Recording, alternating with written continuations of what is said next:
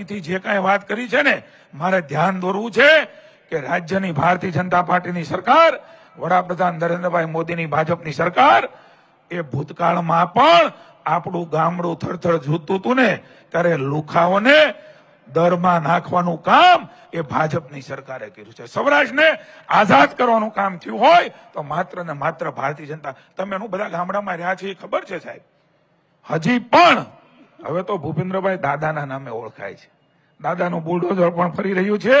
તમને ભરોસો આપીએ છીએ, અમે તમારાના એક દીકરા તરીકે સભ્ય બન્યા છે ત્યારે જ્યારે પણ જેવી પણ કોઈ પણ ગામમાં, તાલુકામાં, જિલ્લામાં આવા કોઈ પણ કામ માટે જરૂર પડે તો માનનીય મુખ્યમંત્રીને હર્ષભાઈએ ખુલ્લામાં કર્યું છે.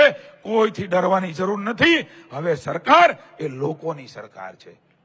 કોઈની પણ ડર્યા વગર આગળ વધીને આપણે વાત કરીએ, આપણે ગમે એની પાસે વાત મૂકીએ.